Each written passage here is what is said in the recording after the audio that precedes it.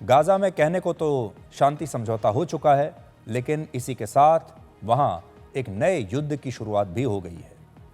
शांति समझौते के बाद गाजा में एक बार फिर से हमास के अत्याचार शुरू हो गए हैं। हमास ने गाजा में अपने एक विरोधी गुट के 50 से ज्यादा लोगों को मार डाला है, जिसकी विचलित करने वाली तस्वीरें गाजा से आई हैं। लेकिन हमें लगता है कि हमास की सच्चाई समझने के लिए इन तस्वीरों को देखना आपके लिए जरूरी है।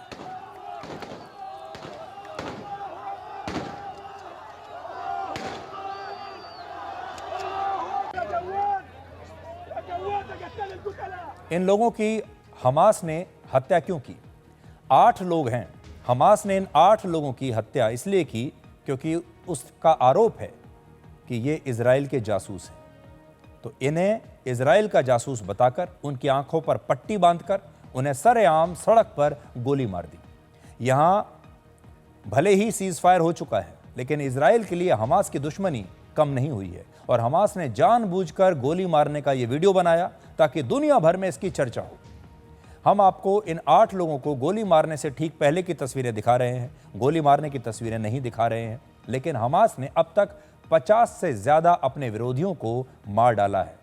सीज फायर के बाद हमास ने जिस बेरहमी से अपने विरोधियों की जान ली है, उससे स्पष्ट है कि वो गाजा की सत्ता में एक बार फिर अपनी पकड़ को मजबूत कर रहा है। और ये पकड़ जो है, ये आतंकवाद के जरिए आ रही है, ये पकड़ कट्टरवाद के जरिए आ रही है। और इस पकड़ को बनाने के लिए एक बार फिर से खून खराबे का इस्तेमाल हो रहा है। इसलिए 2 साल की लड़ाई के बाद भी गाजा में अब भी शांति नहीं है और आज भी डर का माहौल है।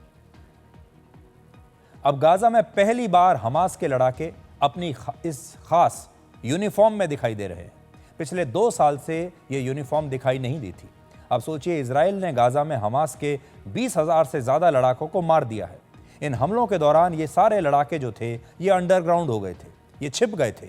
और अब शांति समझौता होते ही ये सारे लड़ाके बाहर आ गए हैं और अब ये सड़कों पर आपको दिखाई दे रहे हैं।